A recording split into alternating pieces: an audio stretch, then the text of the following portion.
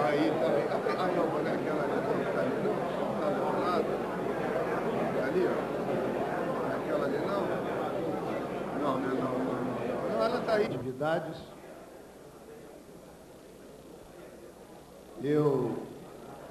Os senhores vão receber, na parte da tarde, um folhetinho deste. E é importante que faça a sua avaliação da palestra, porque a Emerge recebeu o certificado ISO de qualidade 9001 e está agora perseguindo a reedição do certificado. Isso é uma das imposições para nós podermos avaliar a qualidade dos nossos seminários aqui. Então, quando receberem na parte da tarde, por favor, preencham e tem uma urnazinha ali para colocar, não sem nenhum problema. Sem nenhum problema.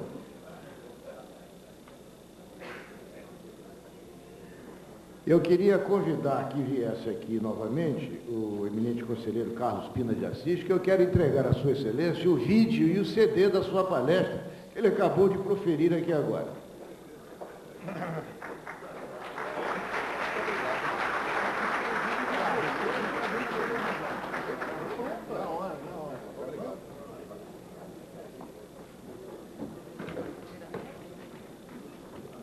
Bem, eu convido agora o conselheiro Jorge Ulisses Jacobi Fernandes para ocupar a mesa.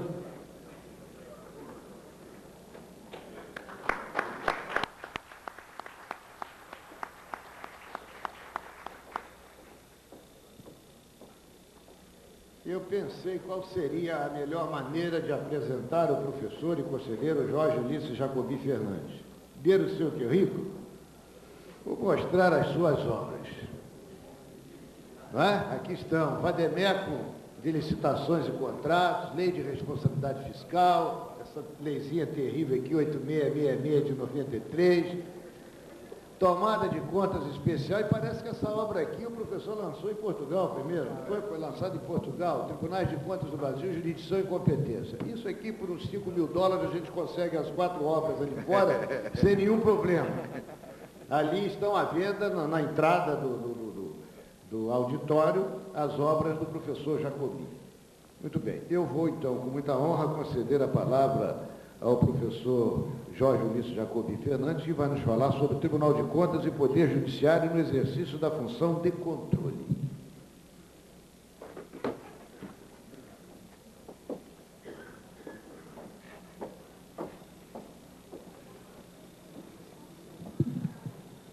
Senhoras e senhores, bom dia.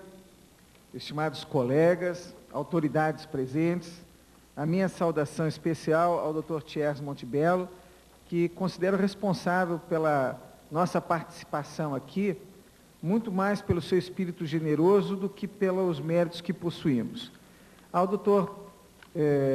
Paulo Ventura, diretor-geral da Emerge, que é uma escola de referência nacional da magistratura, e ao meu estimado amigo Carlos Pina de Assis. Eu costumo repetir que o destino me impôs o dever de ser humilde, porque cheguei ao cargo de conselheiro do Tribunal de Contas, não pela liderança que possuísse junto à sociedade, mas pelo esforço dos meus colegas conselheiros do Tribunal de Contas do Distrito Federal e por culpa da Atricom, do Dr. Flávio Regis de Moura e Castro e do professor e doutor também Carlos Pina de Assis, presidente da Atricom, à época em que foi necessário que, através de uma ação direta de inconstitucionalidade, nós possuíssemos assento no Tribunal de Contas. Então, é meu dever ser o mais humilde de todos os conselheiros, porque ocupo o cargo de conselheiro por esforço da instituição da Atricom. Era esse o registro inicial que eu tinha que fazer. Ok? E, portanto, eles também são responsáveis e culpados pelos desacertos que cometeram aqui no desenvolvimento dessa palestra. A culpa não será minha. Senhores, é uma honra falar sobre esse tema, Tribunais de Contas e Poder Judiciário no exercício da função de controle. E eu fiz a palestra, programei a nossa exposição, muito mais a título provocativo do que dar contornos teóricos ao tema. Preferi, portanto, o case método, o estudo de caso, para que possamos, através de 2 ou 3 casos, estabelecer essas fronteiras do controle. E vamos iniciar revelando um ponto fundamental. O judiciário detém menos controle do que o Tribunal de Contas. Por quê? Porque é restrito à legalidade. Enquanto os tribunais de contas podem avançar sobre o ato administrativo, sobre o contrato administrativo, em outras 2 fronteiras, a legitimidade e a economicidade. Não estão restritos à legalidade, ao exame da legalidade. E para provocá-los, não teria a pretensão, a ousadia de ensinar-lhes alguma coisa, mas mais para provocá-los, vamos ao estudo de casos. A Cláudia não me disse como é que eu mudo os slides, mas eu presumo que tem alguém lá em cima que fará isso. É isso? Perfeito, perfeito. Os senhores percebem que realmente não é à toa que a Emerge conseguiu o certificado de qualidade. Vou começar abordando o tema controle das admissões. E começar pelo que os senhores já sabem. O artigo 37 da Constituição, que por uma questão apenas estratégica que eu suprimi o caput, estabelece nos incisos 1 e 2 regras para investidura em cargos públicos. E a regra essencial é o concurso público, decorrente, corolário do princípio da isonomia. Está aí colocado. O judiciário pode exercer o controle sobre essa atividade, controle sobre concursos públicos. O Tribunal de Contas também. Vejamos um primeiro enfoque desse estudo de caso. Está ali, é uma regra que nós acabamos de citar, como corolário do princípio da isonomia. Mas o que nós temos assistido na prática? Desavisadamente, alguns órgãos passaram a entender que podem transferir para os próprios candidatos o custo do processo seletivo. E às vezes um custo elevadíssimo. E às vezes com taxa de inscrições absurdas. R$200, eu encontrei em edital isso. R$200 uma taxa de inscrição. R$150 uma taxa de inscrição. Mas o concurso público não é um corolário do princípio da isonomia? Será que todos os candidatos estão bem empregados? Eu já reprovei em concurso público. Não estava preparado. Mas também já reprovei num outro concurso público, não foi aprovado, por uma casualidade. Eu estava preparado. Ninguém pode ter certeza da aprovação. Será que todos têm uma quantia dessas para arriscar? Será que nós não estamos construindo, através da taxa de inscrição no concurso, a mais odiosa afronta ao princípio da isonomia? Quem pode controlar isso? Vamos passar ao próximo slide. Na Lei 8.112, no artigo 11, foi inserido uma mudança na lei.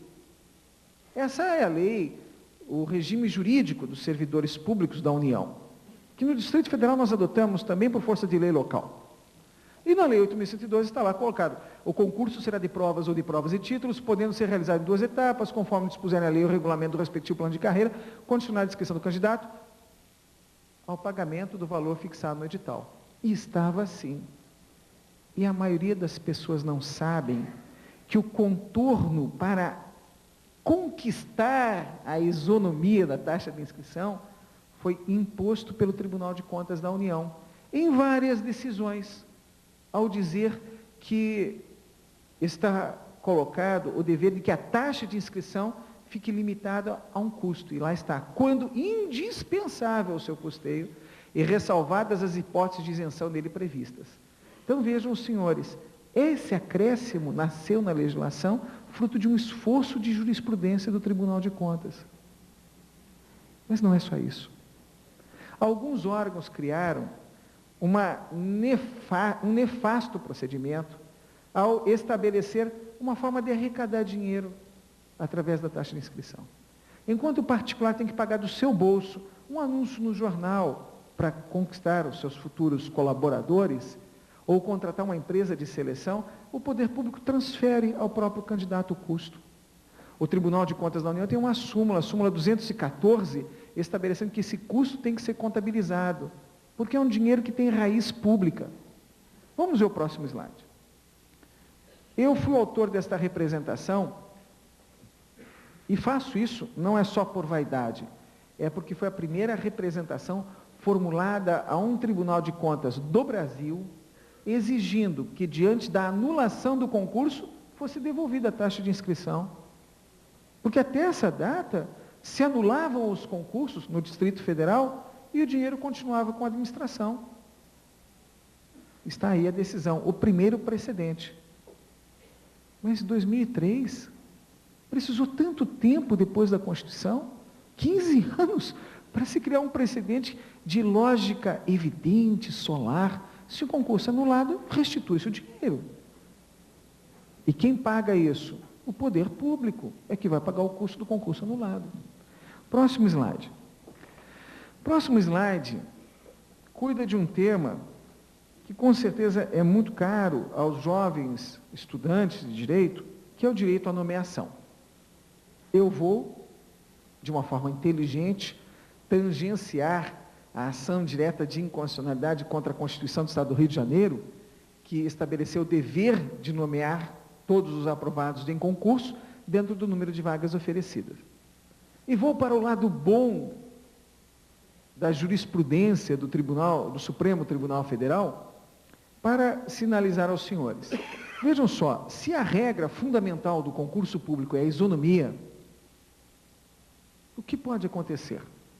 Passa num concurso, realiza um concurso e passa um desafeto do governador.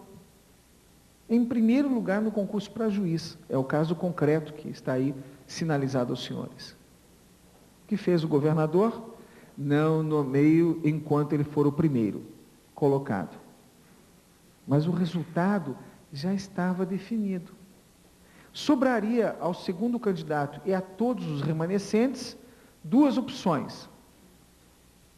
A primeira, esperar vencer a validade do concurso e na próxima vez tentar superar o desafeto do concurso para que ele não fosse mais o primeiro.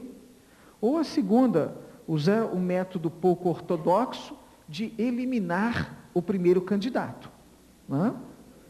E todos, então, seriam nomeados. Não é? Método pouco ortodoxo, mas não quer dizer que não seja eventualmente utilizado. Não é? Então, vejam os senhores.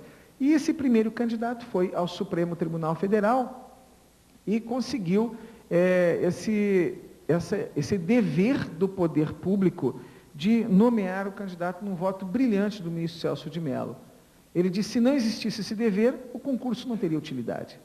E nesse voto ficou entendido o dever da administração pública de nomear os candidatos aprovados e o número de vagas oferecidas.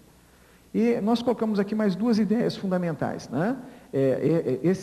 Essa decisão está naquele RE que está ali em cima anotado, 1925680 do Piauí. E eu vou sinalizar aos senhores, no sentido de que esses slides, excepcionalmente, é uma homenagem que eu faço à Emerge, eles ficarão disponibilizados por 30 dias na minha homepage, que é o último slide que projetarei aqui. Né? Então, para os que não têm condições de tomar apontamento.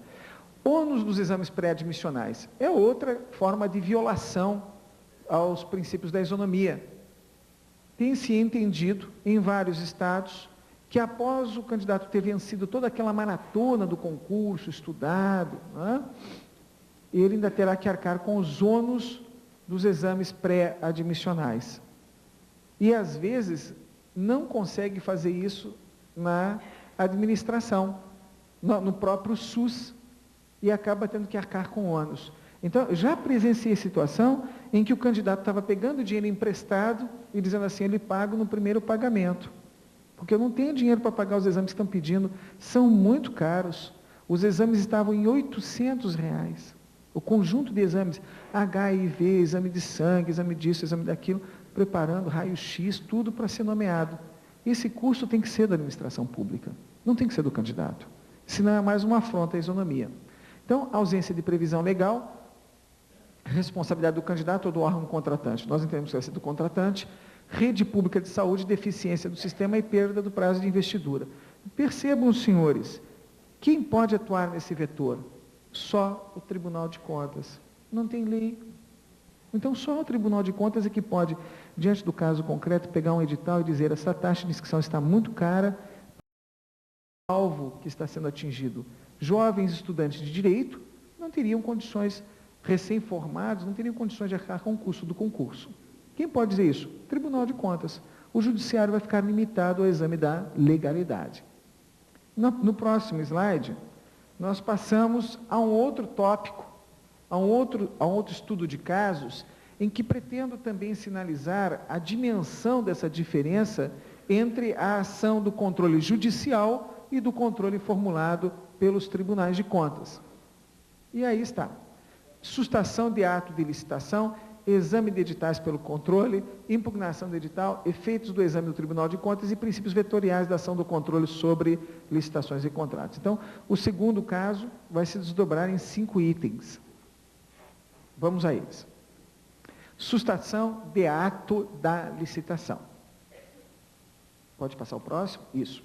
Então, vejam só, na Constituição Federal, no artigo 37, inciso 21, está colocado, para encerrar a discussão, licitação é procedimento ou é processo? A Constituição diz, é processo. Eu posso até, como estudante de direito, como estudioso do direito, dizer, o Constituinte é um analfabeto, mas é a Constituição. Constituição Federal, artigo 37, 21, licitação é processo. Procedimento e processo se desdobram em conjunto de atos. Tribunal de Contas tem competência sobre qualquer dos atos do processo de licitação. Simples. E pode sustar qualquer dos atos de um processo de licitação. Vejamos como. Isso. Na Constituição Federal, é um poder que nasce da própria Constituição Federal, está assentado que o Tribunal de Contas tem competência direta em medidas cautelares que adota para sustar os atos normativos, vai sustar atos. Me perdoe, é o artigo 49 da Constituição Federal que cuida da competência do Congresso Nacional. O Congresso Nacional tem competência para sustar atos normativos do Poder Executivo que exorbitem do poder regulamentar ou dos limites da delegação legislativa. Notem os senhores, a competência do Congresso é só para sustar atos normativos. É uma inovação da Constituição de 88. Poderia-se entrar com uma ação judicial e o juiz reconhecer o descompasso entre um decreto e a lei. E diante desse descompasso, dessa assimetria, estabelecer a sustação do ato normativo. Mas a Constituição, inovadoramente, deu esse poder também ao Poder Legislativo. O Poder Legislativo pode sustar atos normativos.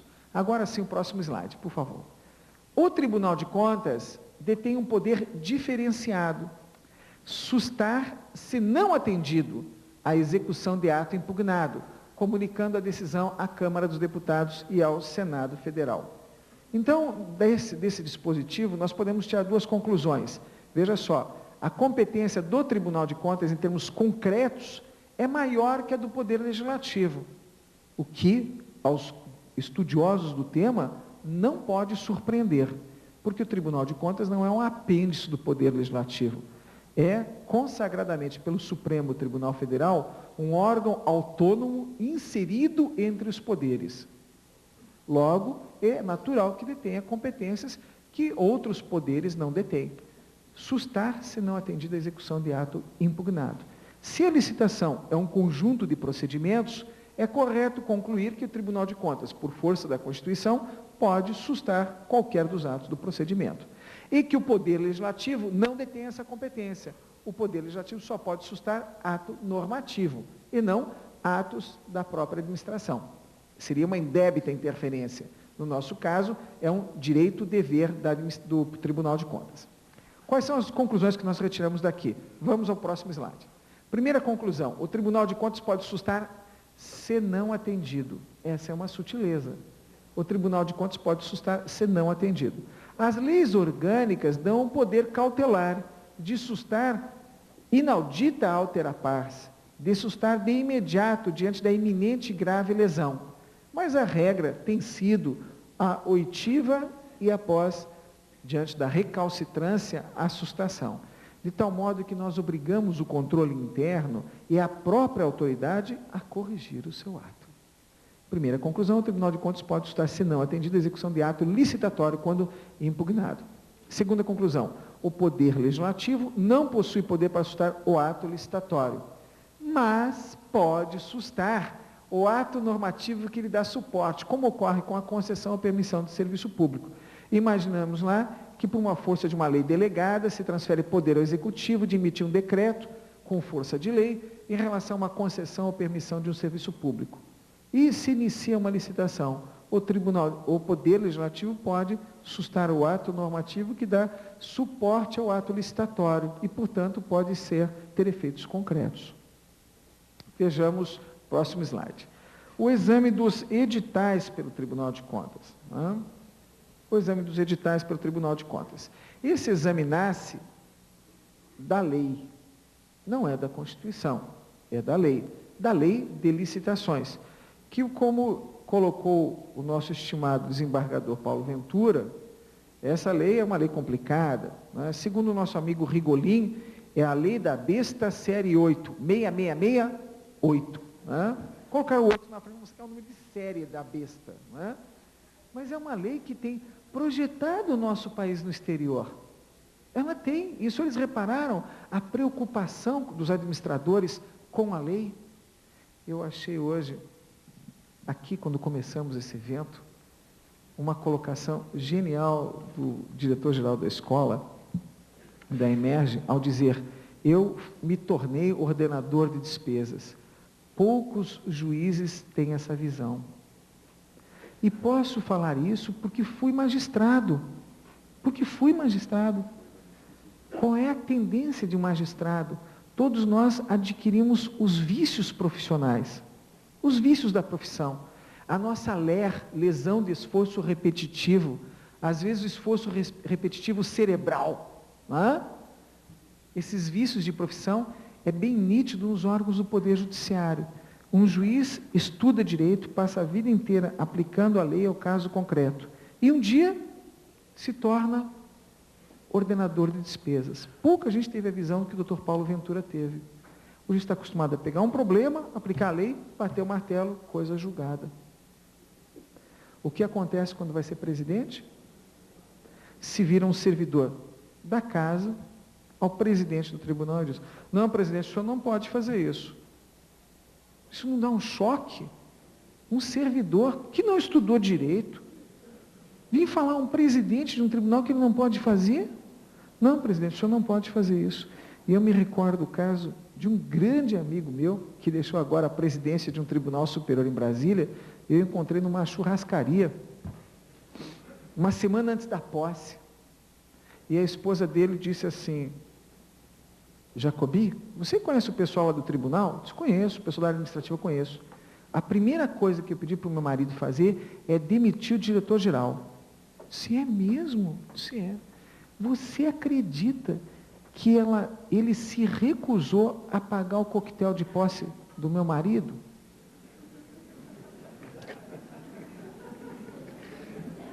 Se é mesmo, mas que absurdo, né? Se é. E olha só, eu não tinha pedido muita coisa, eu tinha pedido um coquetel com champanhe Vive Clicquot. Meu Deus do céu. Veja só, o choque, e é um choque. Por quê? Porque é um choque cultural também.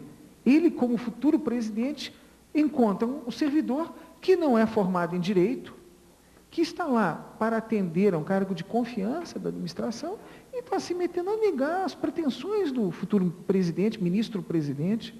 Isso é um absurdo. Então, até você explicar, olha, não pode ser assim por causa disso. Mas tem um órgão que faz, para isso tem modos de se operacionalizar, né? Inclusive, esse coquetel desse meu amigo foi pago pela Associação dos Magistrados, a Associação AMB, Associação Magistrados do Brasil. Então, existem limites que se pode fazer dentro de um padrão de austeridade, mas não desse jeito, né? Então, a gente tem que tomar cuidado e a gente tem que explicar isso. E eu fiquei muito feliz com a colocação do Dr. Paulo Ventura, reconhecendo que, de um certo modo, ele deixa uma função para exercer outra. né, para exercer a função de ordenador de despesas, que é a consagração da carreira da magistratura e a direção de um tribunal, né. Vejam, senhores, voltando aqui ao nosso caso, o controle das licitações e contratos, no âmbito da lei de licitações, está aí o artigo 113. O artigo 113, para nós estudiosos do direito, ele tem uma percepção enorme, porque ele inverteu a presunção de legitimidade dos atos administrativos. Percebam que está ali colocado, na quinta linha, ficando os órgãos interessados da administração responsáveis pela demonstração da legalidade. Desde quando um administrador tem que ficar escrevendo de acordo com o artigo tal, de acordo com o artigo tal? Seus atos nascem com a presunção de legitimidade. Em matéria de licitação e contratos, não, senhor. Não nascem com a presunção de legitimidade. E nós, do Tribunal de Contas, temos que encontrar o ato e o fundamento legal do lado dele, senão não tem validade. Ué, mas está na lei, o senhor escreveu? Não, não está na lei, acabou, não interessa. O senhor violou a presunção de legitimidade. Está aqui colocado, ele tem o dever de demonstrar a legalidade. Primeira inversão que se faz. E o segundo, um comando sinalizado pelo próprio legislador, que o controle dessas despesas é feito pelo Tribunal de Contas. E, evidentemente, não se afasta a competência do Judiciário. O Judiciário também controla essa atividade. O Judiciário só não pode controlar os atos em que a Constituição reservou ao Tribunal de Contas o poder de julgar, que é a matéria privativa de contas. Lá no artigo 71, inciso 2 da Constituição Federal, está colocado com todas as letras que o Tribunal de Contas julga contas. Essas contas são irrevisíveis pelo Poder Judiciário. Embora ainda exista quem sustente que é um erro do legislador empregar a palavra julgar. E aí, eu, se fosse constituinte, como alguns conselheiros foram, me consideraria extremamente ofendido, porque é uma repetição do erro que vem a várias constituições. E já se diz que repetir o erro não é humano. Né? Eu ia completar. Né? Artigo 113, parágrafo 1º. Vamos passar ao próximo slide. Vamos passar ao isso, ótimo. Parágrafo 1º da lei está colocado aqui. Qualquer licitante, contratado ou pessoa física ou jurídica, poderá representar ao Tribunal de Contas ou ao controle interno contra irregularidades da aplicação da Lei 8666. E no parágrafo 2º, uma competência da ação ex officio pelo Tribunal de Contas. Os tribunais de contas e os órgãos integrantes do sistema de controle interno poderão solicitar para exame até o dia útil imediatamente anterior à data do recebimento das propostas, cópia do edital de licitação já publicado, obrigando-se, note que agora vai nascer a força vinculativa da decisão do Tribunal de Contas. O que o Tribunal de Contas decidir, obrigará os órgãos e entidades da administração interessadas à adoção de medidas corretivas pertinentes. Então, o que o Tribunal de Contas decidir é compulsório, é vinculativo, obrigatório aos órgãos da administração. O que ele decidir nesse prazo? No próximo slide, eu tiro 3 conclusões. Primeira conclusão, o Tribunal de Contas, terceira conclusão, o Tribunal de Contas pode solicitar edital para exame, mas não se exige aprovação prévia do Tribunal de Contas para a validade do ato. Pode solicitar para exame, mas ninguém está obrigado a esperar, salvo lei específica local, ninguém está obrigado a esperar que o Tribunal de Contas examine o edital. Quarta conclusão, o Tribunal de Contas pode ordenar a correção do edital. E, neste caso, os órgãos ficam obrigados a adotar as medidas corretivas determinadas. Quinta conclusão, a impugnação do ato pode decorrer de representação do licitante contratado, ou pessoa física ou jurídica, e, independentemente dessa iniciativa, os tribunais de contas podem solicitar editais para exame de editais de licitação. Vejam só, nesse ponto, eu me referi ontem, me lembraram aqui carinhosamente, que nesse ponto é a questão das parcerias público-privadas. Quem é que pode dizer que a divisão de riscos está adequada? O Tribunal de Contas. O Tribunal de Contas. Então, é uma ação que complementa, por legitimidade e economicidade, o exame estrito da legalidade que faz o Judiciário. Por isso aquelas palavras do eminente presidente da Tricom, da parceria, da ação conjunta. Vamos ao próximo slide. Sexta conclusão. A representação do Tribunal de Contas deve ser fundamentada, indicando a irregularidade na aplicação desta lei. Mas o Tribunal de Contas não fica adstrito aos motivos alegados. É óbvio. Sétima. Conclusão. O fato do Tribunal de Contas solicitar edital para exame não implica, e isso alguns ordenadores de despesas ficam com medo, pedir o edital para exame. Eu tenho que esperar a conclusão? Não. Está aí a sétima conclusão. O fato do Tribunal de Contas solicitar edital para exame não implica suspensão imediata do certame. Se o Tribunal de Contas não delibera expressamente a respeito, fica da autoridade administrativa suspender o certame para aguardar a decisão do Tribunal de Contas ou não. Eu acho que está tudo certo, não há porquê. Este próximo item, o terceiro item, impugnação de editais, eu queria uma especial atenção dos senhores, porque pretendemos trazer contornos um pouco diferenciados desse tema. E eu vou me debruçar sobre o artigo 41 da Lei de Licitações. Está lá colocado: a administração não pode descumprir as normas e condições do edital ao qual se acha estritamente vinculada. O artigo 41 consagra o princípio da vinculação da administração ao edital. Ou, nas palavras de Eli Lopes Meirelles, o edital é lei entre as partes. A lei mais democrática que nós temos, porque ela exige que se publique e aguarda impugnação. Por isso eu digo que é uma lei mais democrática, é a lei do edital. E na regra do edital, existe o espaço para que os tribunais de contas consolidem o controle social. Está lá colocado. Parágrafo 1º. Qualquer cidadão é parte legítima para impugnar edital de licitação.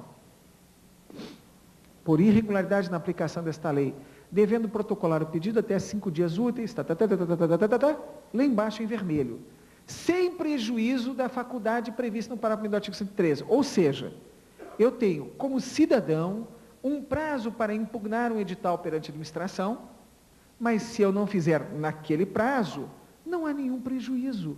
Eu posso, posteriormente, ir ao Tribunal de Contas. Esse prazo que está aí colocado para o cidadão não tem relevância. A administração não recebendo aquele prazo, eu vou ao Tribunal de Contas e faço a minha impugnação ao edital. Pois muito bem, essa é a situação. O Tribunal de Contas busca o controle social. Mas o que acontece com o licitante? Vejamos. Próximo slide. Decairá do direito de impugnar os termos do edital de licitação perante a administração o licitante que não o fizer até o 2º dia útil.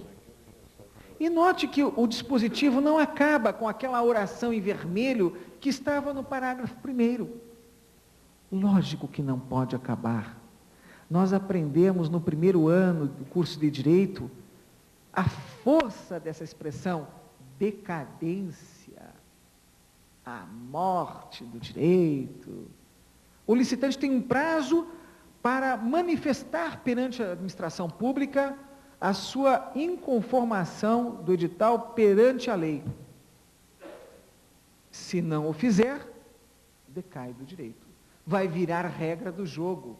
É a regra que vai valer para todo o certame. E o que nós temos visto e a que nós temos nos prestado na magistratura, no Tribunal de Contas, nós temos abrigado licitantes de má-fé, que esperam o prazo, não impugnam o edital, e lá no meio do certame, quando percebem que não são o vencedor, colocam para os demais licitantes, às vezes em alto e bom som: não ganhei a licitação, então eu vou melar esse negócio. E vai para a justiça, e chega perante o juiz impugnando a licitação, às vezes subrepticiamente, impugnando uma cláusula do edital. E eu me recordo, apenas para ilustrar,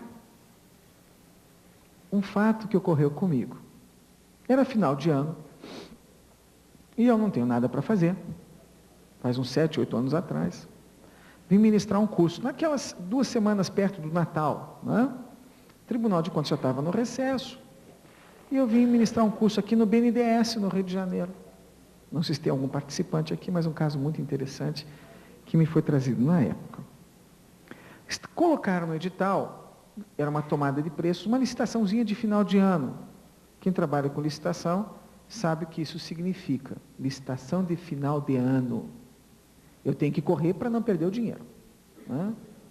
E os meus pequenos pecados, Deus perdoa. O Tribunal de Contas é que não perdoa, mas Deus perdoa, né? Então, estava lá essa licitação em curso, quando alguém redigindo o edital se vira e diz assim, cartucho de tinta. Tinha acabado de ganhar impressora. Comprar impressora, perdão. Qual cartucho de tinta essa impressora usa? Deixa eu ver aqui, no manual. Ih, está colocado aqui. Essa impressora só usa a marca Canon. É obrigatório que se use cartucho de tinta marca Canon. Olha que coincidência, a impressora também é Canon. Vocês estão entendendo? Escuta, mas a gente não pode indicar marca. O Tribunal de Contas vai brigar com a gente. Faz o seguinte, pergunta para a Canon por que só pode usar cartucho Canon. E a Canon mandou o fax. Porque os demais cartuchos contêm resíduos de óleo que podem danificar o equipamento. Escreva aí. Cartucho exclusivamente à base d'água, marca Canon. Pronto, está resolvido o problema. Ninguém pode reclamar. Junta esse fax aqui no nosso processo. O Tribunal de Contas não vai reclamar com isso. E assim fizeram. Na hora da abertura da licitação, abrem a primeira proposta, cartucho exclusivamente à base d'água, marca Canon. Cartucho exclusivamente à base d'água, marca Canon. Terceiro envelope, cartucho exclusivamente à base d'água, marca Canon. Quarto envelope, cartucho exclusivamente à base d'água, marca Tropical. Opa, como é? Cartucho exclusivamente à base d'água, marca Tropical. E aí, eles chegaram com um problema para mim. Jacobi, estamos com um problema. É uma licitação de final de ano. Então, o sujeito está lá fora, né? E eu disse, não, mas isso é muito simples, minha senhora. A senhora vai lá e explica para ele que é uma licitação de final de ano. Né? Ele não pode recorrer. Né? Isso é um absurdo. Esse direito constitucional não existe em final de ano. Não existe, não. A Constituição fica suspensa, é quase como se fosse um estado de sítio. Né?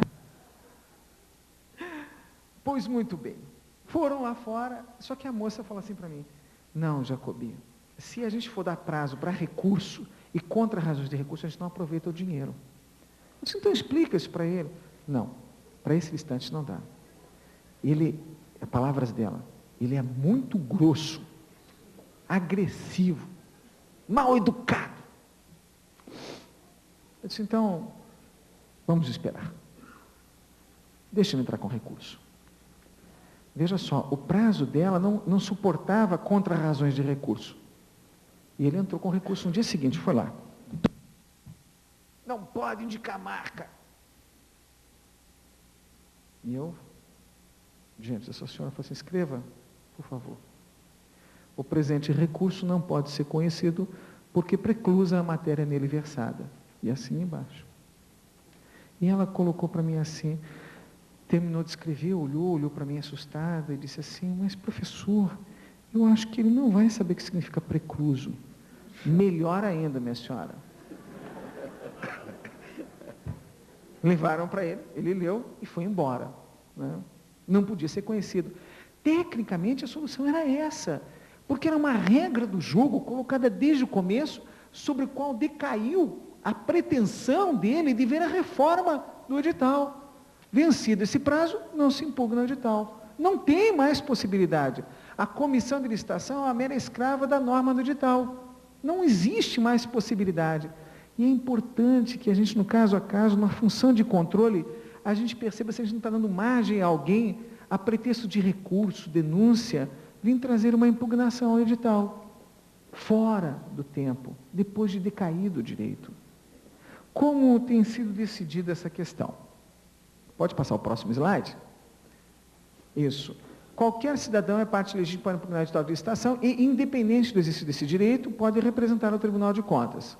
Próxima conclusão. O licitante que não impugna o edital tempestivamente, perante a própria administração, decai do direito de praticar esse ato perante a administração pública e ficará prejudicado o exercício da faculdade previsto no artigo 113. Note que está ali embaixo, em letras miúdas, pequenas, o número do processo em que o Tribunal de Contas da União firmou esse entendimento em 96. E o Tribunal de Contas da União, embora às vezes a gente tenha alguma resistência à interpretação que faz de alguma regra da lei de licitações, em matéria de licitações e contratos, o Tribunal de Contas da União tem a pretensão que a sua jurisprudência se aplique a estados e municípios. E ontem eu conversava com o Dr. Paulo de Goiás sobre isso.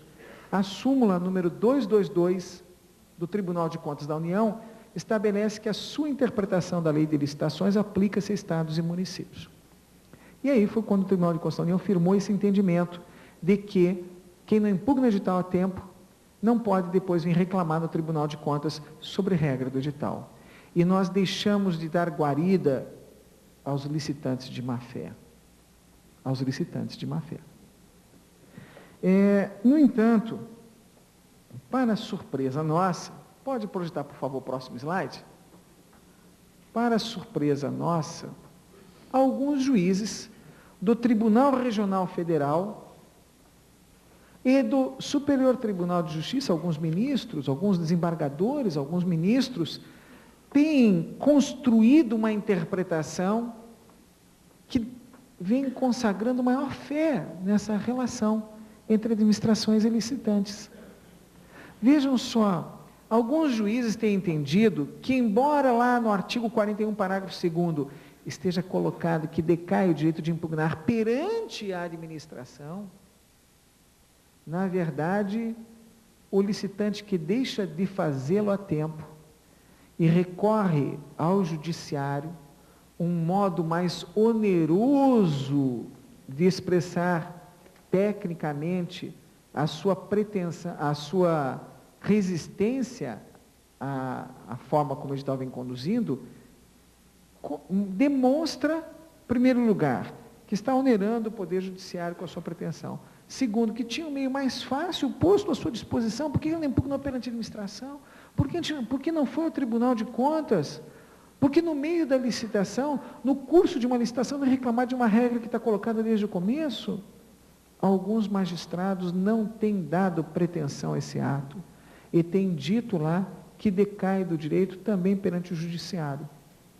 Na verdade, é uma construção jurídica do princípio da boa-fé, da relação processual, ainda que seja uma relação processual administrativa. E estão aí dois julgados, em se permitindo que, uma vez vencido o estágio de impugnação do edital, pudesse o concorrente insurgir-se contra as suas estipulações em fases subsequentes, por entender que o referido não estaria suficientemente a contento de seus interesses, acabar-se-ia por prolongar a análise dos períodos estanques do procedimento licitatório, gerando insegurança jurídica e situações fáticas instáveis, onde não se saberia com quem se deveria contratar. O Instituto da Preclusão deve, na seara do concurso público, pronunciar-se de modo que impeça que, no caso vertente, que a administração posicione-se em situação inconstante, sem uma certeza a quem adjudicar o objeto do certame. Em outra decisão, o Superior Tribunal de Justiça. Se o recorrente, ciente das normas editalícias, não apresentou em época oportuna qualquer impugnação, ao deixar de atendê-las, incorreu no risco e na possibilidade de sua desclassificação, como de fato aconteceu, recurso desprovido. Nós temos que tentar trabalhar dentro da nobre função do controle do Tribunal de Contas, ou da nobre função do controle judicial. Temos o dever de construir interpretações não em favor da administração pública, mas em favor do interesse público. E não podemos ser utilizados por agentes de má-fé. Por isso a força dessa interpretação, a força e a importância dessa interpretação. Vamos ao próximo slide. Efeitos do exame do Tribunal de Contas. Então vamos verificar o que alguns juízes têm entendido. Vamos imaginar que o processo licitatório está em curso. E é o caso concreto. Um licitante vai ao magistrado e impetra um mandado de segurança. Desculpa, esse caso aqui foi isso. Impetrou um mandado de segurança. E o mandado de segurança, ele exige, todos nós sabemos, não é? Alguns elementos. Não é? Periculo in mora, fumus boniuris, e que a pretensão não seja satisfativa. Vejamos lá. Não, pode voltar aquele slide. Pode voltar, obrigado. Vejam lá. O que entendeu esse acórdão? Se o Tribunal de Contas já examinou o edital e pronunciou-se sobre ele, entendendo que estava em conformidade com a lei, o juiz entendeu que não havia fumus boniuris na pretensão do impetrante. Claro, porque o edital foi examinado por um órgão isento, que não tem o interesse de tutelar o ser. Então, o magistrado usou da sua inteligência para dizer o seguinte: se o Tribunal de Contas examinou e não encontrou ilegalidade, eu vou entender, nesse caso, que a pretensão fumus boniuris não está demonstrada. É um acórdão muito interessante. A regularidade apontada pelo Tribunal de Contas, a regularidade verificada pelo Tribunal de Contas, elimina o fumus boniuris, indispensável à concessão do writ. Interessante, não é? Como é que os magistrados estão buscando, e nós dos tribunais de contas estamos buscando essa cooperação mútua na construção, na edificação do valor do controle. Agora sim, o próximo slide. Princípios vetoriais da ação do controle sobre licitações e contratos. Então, eu vou sinalizar aos senhores aqui, e aqui já é a título mais construtivo dessa interpretação, uma visão, para tentar trazer algo novo, de contribuição aos senhores. Primeiro está colocado aqui os princípios constitucionais de licitação e contratos, que são os 5 consagrados na Constituição: legalidade, impessoalidade, moralidade, publicidade e eficiência. E, a seguir, os princípios legais. Estão na lei de licitações e decorrem, inclusive, alguns dos primeiros. Vinculação ao instrumento convocatório, nós estudamos ele aqui hoje, revimos hoje. Julgamento objetivo e do que eles são correlatos, como, por exemplo, padronização, economicidade, parcelamento. E nós, dentro desses princípios, existem construções excelentes, né? Nós temos o princípio da padronização, que permite a nós uma certa flexibilidade, por exemplo, na reposição de peças e equipamentos em edifícios, né? Uma vez concluído o edifício, a gente constrói um caderno de especificações de peças de reposição, fechaduras, luminárias, carpete, mesa, granito, cadeiras. Colocamos lá um conjunto. E na medida em que seja necessário repor, nós já temos um processo de padronização assegurado para evitar a descrença na lei. Como eu encontrei algum tempo atrás, a história de um engenheiro que fez um ofício à comissão de licitação e pediu: solicito comprar uma fechadura, marca UM, referência tal, modelo tal, cor tal. E a comissão de licitação, muito ciosa da sua função, disse: eu não posso indicar características ou marcas exclusivas, e cortou tudo. Passou uns 2 meses, o engenheiro encaminha outro ofício à comissão de licitação, colocou lá apenas uma fechadura. E a comissão de licitação recebeu outro ofício desse mesmo engenheiro: solicito comprar uma porta para colocar a fechadura que vocês compraram, porque ela não cabe. É verdade, não é? O pessoal, na pretensão de dar cumprimento à lei, simplesmente acabou comprando um produto que era incompatível com a porta, não é? O tambor da fechadura não entrava dentro da porta. Então, veja só, tem que haver algum limite nisso. Eu tenho sugerido aos meus amigos que, tão logo construído um prédio, façam um caderno de especificações para a gente que mantenha o padrão, porque realmente é proibido indicar marca ou característica exclusiva, salvo quando for tecnicamente justificável. E é aquela história: não fui eu que escolhi esse modelo de luminária, não fui eu que escolhi essa cor de carpete, eu estou administrando um prédio em que existe isso. Então eu crio uma comissão de especificações do objeto, tal como fez agora a Câmara dos Deputados, logo depois de um curso que ministramos lá. Criou uma comissão de especificação, especificou todos os itens que têm que ser repostos, onde não se pode. Nesse caso, se indica a cor, o modelo, a referência, tudo. Se precisar colocar um pedaço de carpete aqui, tem que ser exatamente igual que estava antes, não é verdade? Então, existem os princípios da padronização, como citei agora. E aí, nós vamos ao seguinte, no próximo slide, nós vamos abordar, pode passar o próximo slide, princípios vetoriais específicos do controle. Veja só, nós citamos princípios constitucionais da administração pública em geral, citamos os princípios específicos de licitação e contratos que nascem da lei, e agora vamos trazer uma outra visão, princípios vetoriais específicos do controle. Princípios vetoriais específicos do controle, eu vou ali ao C1. É um princípio que é pouco conhecido, não é? O meu editor está presente, então eu tenho que lembrar aos senhores, e eu já contei com uma enorme ajuda do meu amigo Carlos Pina, não é? Que esse princípio da aderência a diretrizes e normas, que é um princípio específico do controle, consta do livro Tribunais de Contas do Brasil, segunda edição, que está à venda ali do lado de fora, né? Logo na saída, ali vocês encontrarão o livro, né? Que o meu editor gentilmente trouxe. É uma propaganda subliminar, quase não foi percebida pelos senhores. Prosseguindo aqui no nosso trabalho, então eu tenho o princípio da aderência a diretrizes e normas. O que significa ele para a função de controle? Já ensinava Carlos Maximiliano que a palavra é um mau veículo do pensamento. Não é verdade? Mas é o único veículo que dispomos, seres humanos. Então, ele coloca, e eu coloco aos senhores agora, que é possível que uma mesma norma tenha mais de uma interpretação válida. E o que consagra esse princípio? Que nós, no exercício da função do controle, devemos conter, obrigar o administrador público a aderir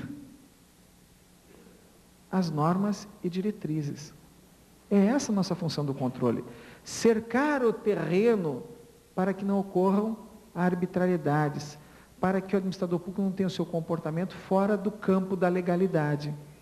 Mas dentro do campo da legalidade, é imperioso que a nós do controle seja permitido que consagre mais de uma tese juridicamente razoável. Por isso, em várias decisões do Tribunal de Contas, inclusive uma agora do mês de agosto, o Tribunal de Contas da União, depois de ter multado um ordenador de despesas pela prática de um ato, recebe o recurso em que ele entrega o parecer técnico que subsidiou a sua atuação, o parecer jurídico.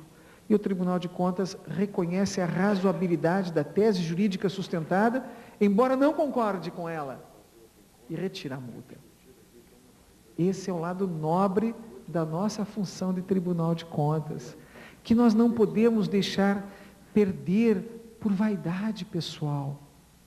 Nós temos que permitir ao administrador público que transite nesse campo onde a lei admite mais de uma interpretação.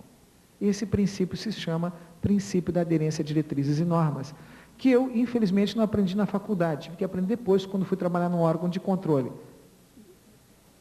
O que é uma interpretação razoável para nós do Tribunal de Contas? Eu vou ilustrar isso com um fato verídico que passei quando era estudante de Direito. Já fazem algumas décadas, como os senhores podem perceber. E eu entrei na sala, eu tinha um professor que eu gostava muito, terminei o trabalho, e ele falou assim, não, vocês podem terminar o trabalho em casa, desde que leve até amanhã no meu local de trabalho. E eu me senti muito orgulhoso de ir ao local de trabalho dele, eu já era administrador público, e fui até o local de trabalho dele e encontrei lá, chama-se Luiz Rodrigues, que foi consultor jurídico do DASP, um ser humano maravilhoso, um professor extraordinário. E encontrei ele na mesa dele, cheio de trabalho, livros, e eu olhei um livro e me chamou a atenção pela capa. Eu falei assim, nossa, professor, que livro bonito esse.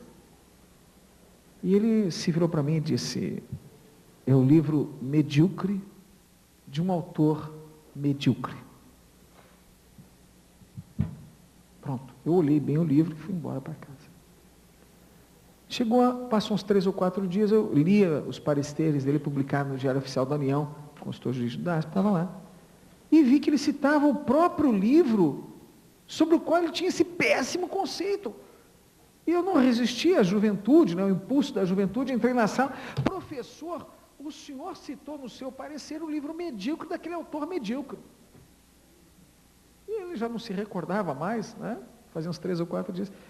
o que você está falando? Eu disse, olha, eu sou fulano na sua sala, recordei o episódio, e ele disse assim, guarde uma lição para a sua vida. Ele tem uma coisa que eu não tenho e que você não tem. Mediocridade, professor. Não, ele tem a garantia da impessoalidade da minha tese, porque ele escreveu. Não é um parecer de encomenda que eu escrevi. E, Jacobi, muitas vezes você vai passar isso na sua vida. Você vai estudar um tema com tanta profundidade em que a doutrina só vai com você até metade do caminho. Depois você vai ter que caminhar pelos seus próprios pés. E a sua função no serviço público não é impor uma interpretação. A sua função é abrir espaço para o administrador público decidir. Tem 3, 4, 5 teses, coloque todas elas no processo e diga qual é a melhor, salve o melhor juiz, a melhor é essa e ponto. Quando você estiver na iniciativa privada, você vai pegar só os doutrinadores e a jurisprudência que favorece o seu cliente e vai levar para o magistrado. E vai queimar todos os livros que não ajudam você. No serviço público, você vai revelar ao administrador público todos os caminhos que ele possui dentro da legalidade. E ele é que vai decidir. Por isso nós do controle não podemos querer impor a nossa interpretação da lei. Temos que nos guiar pela interpretação juridicamente razoável. Podemos, sim, no exercício nem da legalidade, mas apenas da economicidade, dizer, daqui para frente, adote esta interpretação da lei. Isso é o controle da economicidade, da legitimidade. Mas não punir aquele que, desamparado de uma decisão do Tribunal de Contas, de uma orientação do Tribunal de Contas, teve, na solidão do poder, que decidir. Princípio do contraditório da ampla defesa. Em 1995, eu escrevi um trabalho que depois inseri no livro Tomada de Contas Especial, cuja terceira edição também está à venda na saída do auditório. Foi mais sutil do que a outra vez, não foi? Os senhores têm que ver que eu estou melhorando, né, na minha... Escrevi um trabalho e sustentando numa teoria alemã, porque eu achei muito pobre a doutrina nacional sobre a questão do princípio do contraditório da ampla defesa. Explico por que entendi pobre, porque os autores nacionais até então, eles costumavam apenas explicar, contraditório vem de contradição e tal, e poucos livros iam assim com mais densidade jurídica. E recebi um trabalho de um amigo meu, um trabalho feito pela doutrina alemã, em que apontava uma outra perspectiva nesses princípios. E eu já recebi traduzido, não falo alemão, né? Vi que tinha algumas palavras assim, muito compridas, né, que ocupavam 2, 3 linhas do texto, né, então eu pedi para o meu amigo traduzir, ele traduziu, né, já recebi traduzido. E lá está colocado que o princípio do contraditório da ampla defesa, o princípio da ampla defesa, na verdade, se desdobra em 3 itens: o direito à informação, o direito à manifestação, porque realmente, sem o direito à informação, não tem ampla defesa. A pessoa tem que conhecer os autos. Sem o direito de se manifestar, não tem ampla defesa. E até aí, nós vamos muito bem, obrigado. Mas no terceiro, a maior parte dos nossos acórdãos fracassa. É o direito que se impõe, a garantia que se dá ao próprio interessado de ver as suas razões consideradas. Então, por exemplo, um defendente, um ordenador de despesas, que traz para nós 10 argumentos, tem o direito, a garantia de que nós vamos enfrentar os 10 argumentos para decidir. Nós não vamos pairar no sentido de que, e é o que eu vejo com frequência nós fazemos isso com frequência, às vezes pela pressa, pelo excesso de trabalho, que é uma das coisas que as pessoas que não trabalham em Tribunal de Contas não sabem, mas Tribunal de Contas tem muito trabalho. E esse muito trabalho ainda não é nada perto do que nós podemos fazer para a sociedade. Não é nada, nada, nada. Nós ainda temos uma grande missão. O direito de ver suas razões consideradas. Às vezes, em caso de recurso, a gente diz, a matéria já foi examinada pelo tribunal e o defendente, o recorrente, não traz argumento novo. Não traz argumento novo, eu tenho que repetir toda a argumentação. Se ele se deu o trabalho de escrever, eu tenho o dever de explicar por que não acolhi os argumentos. Todos os argumentos, senão não há ampla defesa. E eu vi com uma grande felicidade o ministro do Supremo citando esse trabalho do tomado de conta especial numa decisão dele, e citando depois a doutrina alemã, já com outra fonte, né? É um ministro ilustrado e fala alemão, e citando uma outra fonte, a expressão das 3 garantias que estão abrigadas no princípio da ampla defesa e do contraditório.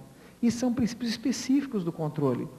Eu coloco, a ampla defesa do contraditório é um princípio geral de qualquer julgamento, mas no controle, com muito mais eficácia, ele tem que florescer.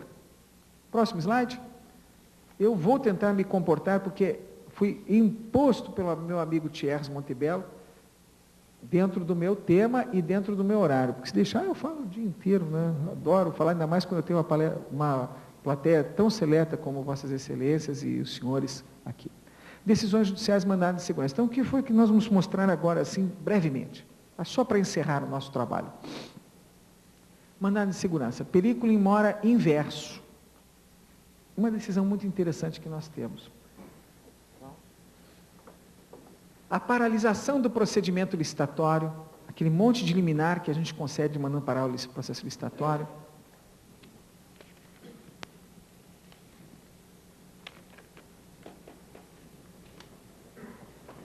A paralisação do procedimento licitatório, requerida pelo licitante, na fase em que se encontra o certame, causa à administração o perigo da demora inverso. Porque a atividade pretendida ao transporte é prejudicada, com fundamento nesse entendimento no fato de que as regras de habilitação admitem certa discricionariedade, o TRF da 2ª Região negou o pedido de liminar ao impetrante. Vejam, senhores, às vezes a gente não percebe, mas ao parar o processo licitatório, nós estamos sendo vítimas da indústria das liminares. E estamos permitindo que o licitante continue lá num contrato emergencial. A decisão do juiz é juntada dentro do processo, quando vai para o Tribunal de Contas, olha, estou mantendo o contrato emergencial porque o juiz decidiu que eu não posso fazer licitação. Tem um caso clássico de um fórum. Eu vou dizer o nome do fórum, mas não vou dizer o estado. Fórum José Sarney.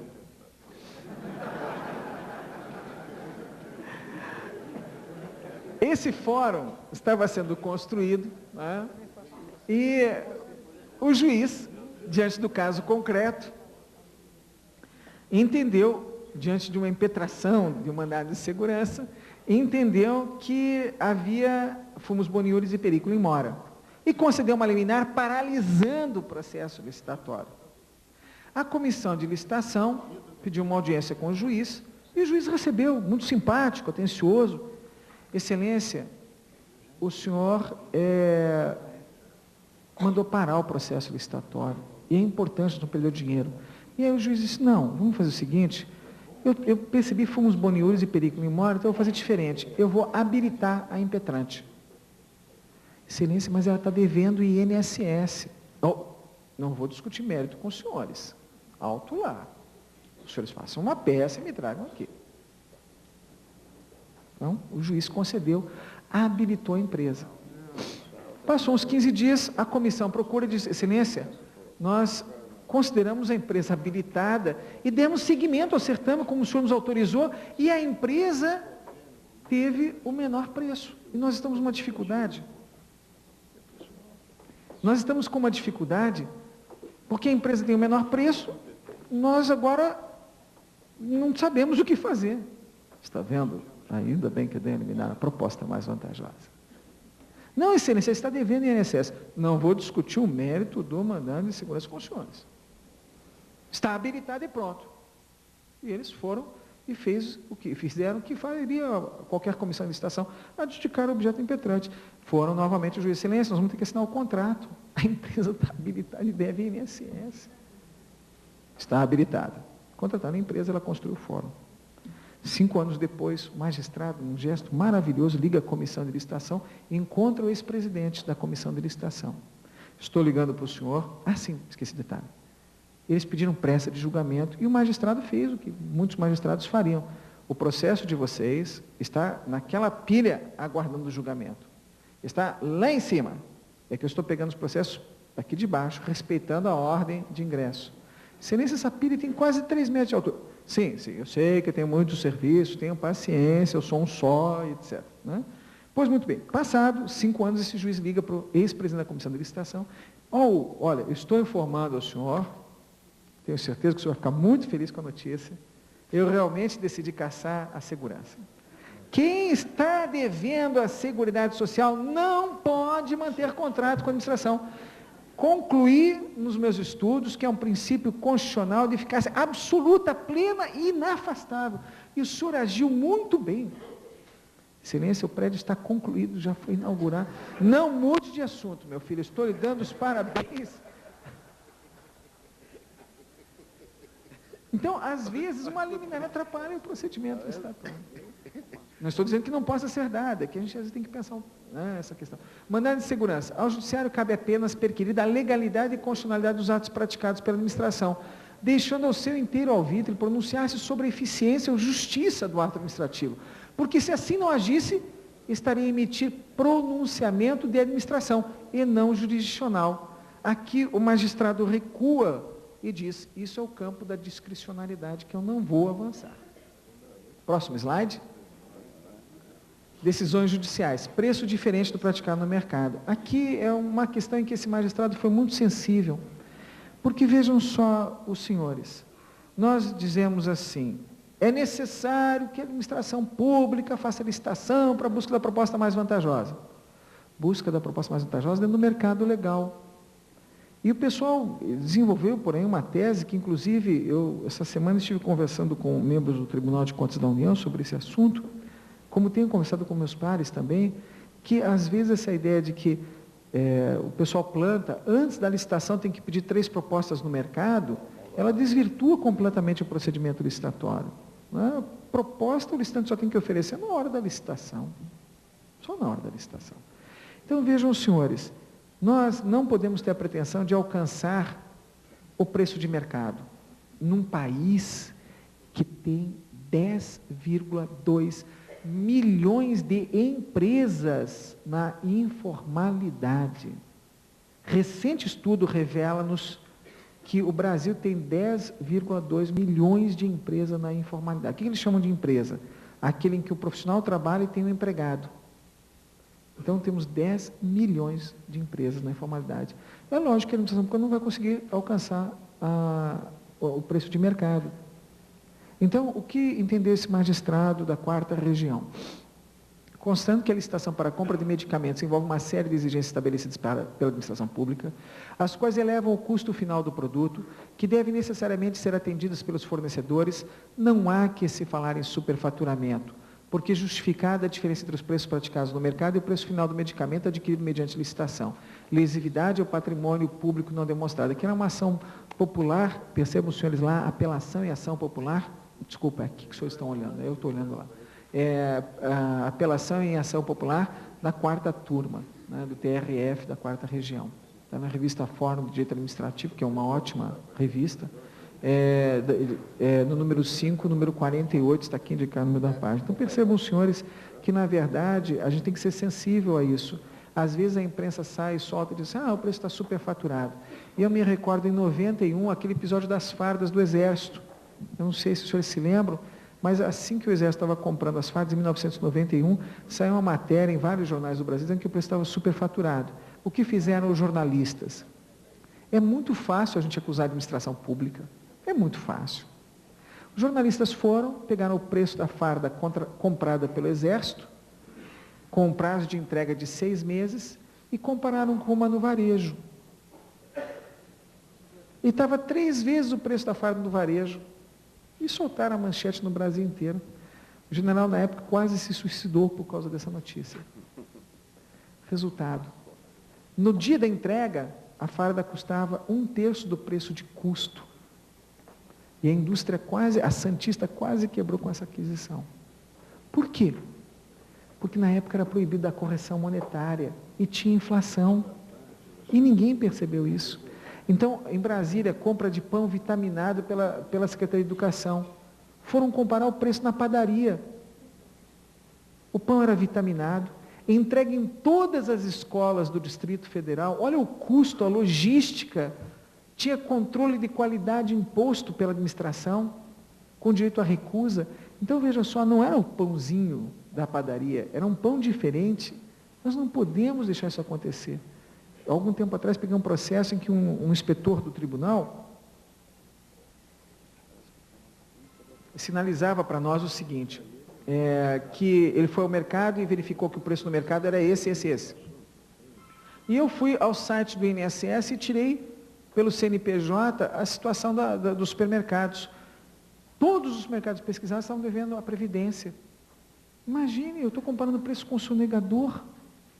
Então, esse magistrado aqui alcançou a inteligência disso nessa ação popular. Mandado de segurança é o seguinte: ao judiciário cabe apenas perquirir a legalidade e constitucionalidade dos atos praticados pela administração, deixando seu inteiro ao ouvido e pronunciar sobre a eficiência ou justiça do ato administrativo. Então, é o mesmo caso que citamos recentemente. O próximo slide. Isso, decisões judiciais, habilitação, razoável discricionalidade. A jurisprudência do STJ entende ser inegável no tocante à habilitação que a autoridade administrativa dispõe de certa margem de discricionalidade, pois a fixação dos requisitos de capacidade técnica e financeira depende do objeto do futuro contrato. Depende em cada caso, nós vamos aferir em cada caso como se faz a habilitação do licitante, né? Desde que sejam regras objetivas, previamente anunciadas no edital, que é a lei entre as partes. E agora, aqui no último slide, pode passar o próximo, eu coloquei para vocês, uma homenagem que eu faço à Emerge, ao presidente Paulo Ventura, ao meu querido amigo Thierry Montebello. Eu vou deixar disponível esses slides apenas pelo prazo de 30 dias lá na minha homepage, né? A Jacobi, professor, que não é a função a qual eu me dedico, né? Ao lado da nobilitante função de conselheiro, é a minha outra função, e coloquei ali embaixo, sempre lembrando que a gente não dá consultoria, o pessoal tem ali acesso, é livre, é free, né?